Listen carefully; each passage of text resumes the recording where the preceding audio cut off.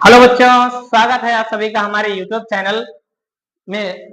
आज हम जानेंगे, आइए हम शुरुआत करते हैं क्लास 12 की मैथ की। ठीक है, आज से हमारी जो जर्नी होगी वो क्लास 12 की मैथ की होगी। क्लास 12 में मैथ में जो हमारा जो पहला टॉपिक होगा वो प्रतिलोम प्रतिलोम त्रिकोणमिति फलन का है, यानी inverse trigonometric function. Inverse trigonometric function को स्टार्ट करने से पहले मैं कुछ बेसिक चीजों की जानकारी देना चाहूंगा आपके लिए, जो बहुत ही महत्वपूर्ण है। कुछ महत्वपूर्ण सूत्र लिखवाऊंगा ताकि आप इनको तैयार कर लें, और इनको तैयार करके हम मिलेंगे अगली क्लास में। आज की हमारी जो क्लास रहेगी इंट्रोडक्शन क्लास रहेगी और कुछ महत्वपूर्ण सूत्रों पर आधारित रहेगी। चलिए देखते हैं कि आप पहले हम महत्वपूर्ण सूत्र के विषय में बता रहे हैं। महत्वपूर्ण सूत्र, ये इन सूत्रों से ही आपका आगे बेसिक तैयार होगा। ठीक है, तो आप इनको नोट कर लीजिए। साइन थीटा बराबर कोसेक थीटा और कोसेक थीटा बराबर 1/साइन थीटा। दूसरा है कॉस थीटा बराबर 1/सेक थीटा और सेक थीटा बराबर 1/कॉस थीटा। और इसी तरह से टेन थीटा बराबर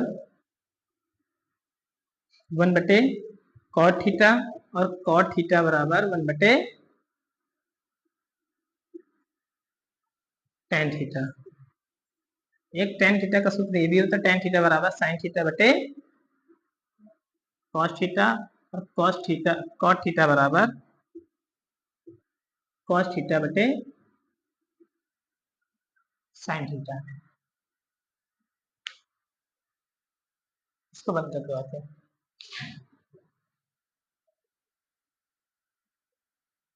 तो ये भी सूत्र बहुत ही महत्वपूर्ण है, इनको भी आप नोट कर लीजिए। ठीक है, नोट करने के बाद इनको आप तैयार कर लीजिए। ठीक है, और आगे तो ये भी आप सूत्र नोट कर लीजिएगा। देखिए, ये सूत्र कुछ ज्यादा इंपॉर्टेंट है। ठीक है, ये सूत्र बहुत ज्यादा इंपॉर्टेंट है, आप इनको जरूर याद कर लीजिएगा और इसके विषय में थोड़ा और समझ लीजिए। ये सूत्रों के विषय में देखिए, कभी कभी यहाँ पे टू नहीं लगता, कभी कभी क्या आपको यूज करने के लिए केवल ऐसे ही साइन थीटा का सूत्र अगर आ जाए लिखने के लिए, तो साइन थीटा का सूत्र sine theta by 2 cos theta by 2, ये हो जाएगा। साइन टू थीटा का सूत्र क्या होगा, साइन थीटा का सूत्र क्या हो जाएगा, 2 sine theta by 2 cos theta. अगर यहाँ से 2 हटा तो यहाँ बटे यहाँ 2 आ जाता है। ओके, समझ में आया ना। इसी तरह से अगर इसका भी अगर मान लीजिए जाए साइन टू थीटा का अगर ये सूत्र देखें तो 2 क्या आ जाएगा, tan थीटा बाई 2 और 1 plus tan square theta by 2। Okay, ये भी इसी तरह से cos टू थीटा का, जैसे cos थीटा का ये कभी कभी सूत्र रखना पड़ेगा, cos स्क्वायर थीटा बाई 2 और sin स्क्वायर थीटा बाई 2। इसी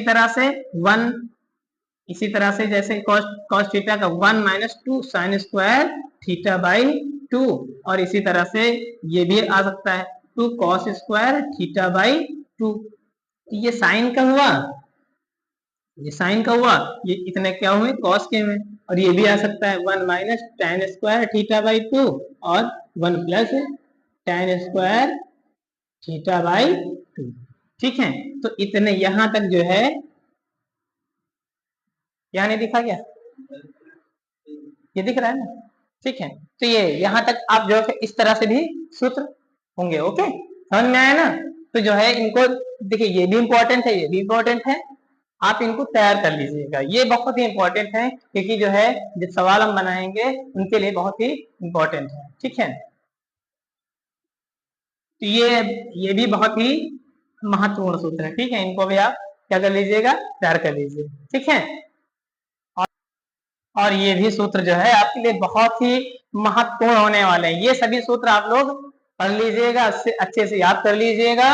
और जो है अब आगे चलते हैं कि आपको हम तैयारी कैसे करनी है। रहने दो, आपको तैयारी करनी है। ठीक है, आपको तैयारी कैसे करनी है। ठीक है, अब हम इस रणनीति पे चलते हैं कि आपको तैयारी कैसे करनी है, किस ब्रॉडली कौन सी बुक्स अधिकांश पढ़नी है। ठीक है, कौन सी बुक्स आपके लिए बेहतर रहेगी, इसके विषय में चर्चा कर रहे हैं, कौन से टॉपिक पे ज्यादा ध्यान देना। ठीक है, हम अब रणनीति पे चर्चा कर रहे हैं।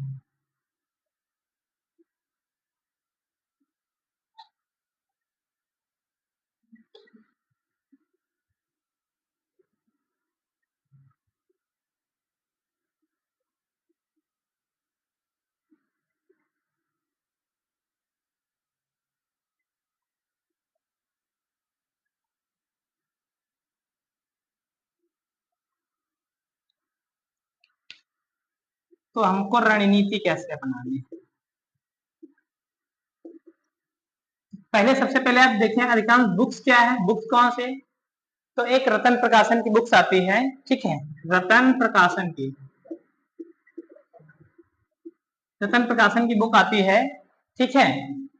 आप रतन प्रकाशन की क्लास 12 की मैथ की बुक खरीद सकते हैं, ठीक है, क्लास 12 मैथमेटिक्स इसके लिए बहुत ही बेस्ट रहेगी, ठीक है। इसमें आपको देखो ये भी एनसीईआरटी बेस है, ओके, ये भी क्या है, एनसीईआरटी बेस ही है, ये एनसीईआरटी बेस ही है, ओके, ठीक है। इसमें आपको प्रैक्टिस सवाल ज्यादा मिल जाएंगे, बहुत ज्यादा, और जितना मैथ क्या मांगती है, प्रैक्टिस मांगती है, जितना ज्यादा प्रैक्टिस करोगे, इसलिए जो है बुक के लिए आप ये बेस्ट रहेगी, नहीं तो कोई दिक्कत नहीं है, मैं जो है अच्छे से तैयारी करवा दूंगा, कोई दिक्कत नहीं। फिर उसके बाद आपको किन टॉपिक पे ज्यादा ध्यान देना है, देखिए सबसे ज्यादा जो है आपका जो ट्रिग्नोमेट्रिक है, ट्रिग्नोमेट्री क्या है मेरे ख्याल से अगर देखा जाए, ट्रिग्नोमेट्रिक है ना, त्रिकोणमिति आपका आपकी जो मैथ का है, पूरी मैथ का जो आधार मानो, ये पूरी मैथ का आधार समझ लो, इसलिए ट्रिग्नोमेट्री बहुत ही, इसलिए मैंने जो स्टार्ट किया है टॉपिक वो ट्रिग्नोमेट्री फंक्शन से स्टार्ट किया है, क्योंकि ये बहुत ही इंपॉर्टेंट टॉपिक। आपको ट्रिग्नोमेट्री में आगे चल के अवकलन जब करोगे उसमें भी ट्रिग्नोमेट्री है, समाकलन करोगे उसमें भी ट्रिग्नोमेट्री है, अवकल समीकरण ज्ञात करोगे उसमें भी ट्रिग्नोमेट्री है, ठीक है। तो आपको अब अवकल जो अवकलन है, अवकलन व समाकलन, अवकलन और समाकलन केवल 44 नंबर के दोनों ही, 44 नंबर केवल यही दोनों आ जाते हैं, अवकलन और समाकलन।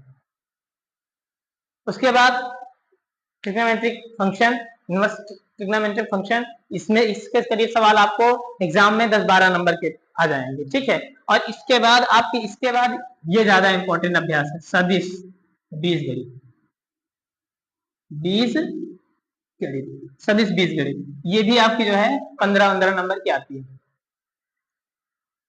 ज्यादा से ज्यादा उसमें सवाल आएंगे, तो आपको इन दो टॉपिक पे ज्यादा विशेष कर ध्यान देना, इसलिए हमारा जो आधार रहेगा, पहले आपको इनवर्स ट्रिग्नोमेट्रिक फंक्शन के बाद अवकलन, समाकलन और सदिश बीजगणित के विषय में, ठीक है। इस बेस्ट रणनीति के तरीके से आपको जो है इंटर में जो है आप अच्छे से ज्यादा नंबर ला सकते हैं, ठीक है। और फिर क्लास जैसे से होती जाएगी, मैं बीच बीच में आपको रणनीति के विषय में बताता रहूंगा कि कैसे आपको प्रिपरेशन करनी है, किन पर ज्यादा फोकस करना है, ठीक है।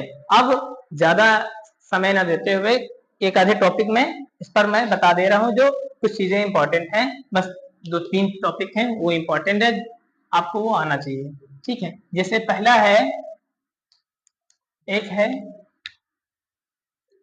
अंश को रेडियन में बदलना, यानी कोई अंश है, अंश को रेडियन में बदलना, जैसे मान लीजिए 60 अंश आ जाए, रेडियन मतलब पाई के रूप में कोण को कैसे बदलोगे, है ना, अंश को रेडियन में बदलना, अंश को रेडियन में बदलने के लिए आपको क्या करना होता है, पाई बाई 180 से गुणा करना होता है, किससे करना होता है, पाई बाई 180 से गुणा करना, 0 0 कट गया, 6 कम 6 6 18, तो कितना आ जाएगा, यानी कि इसको क्या कर सकते हैं, पाई बाई 3, यानी 60 अंश को हम क्या लिख सकते हैं रेडियन में, पाई बाई 3, ओके।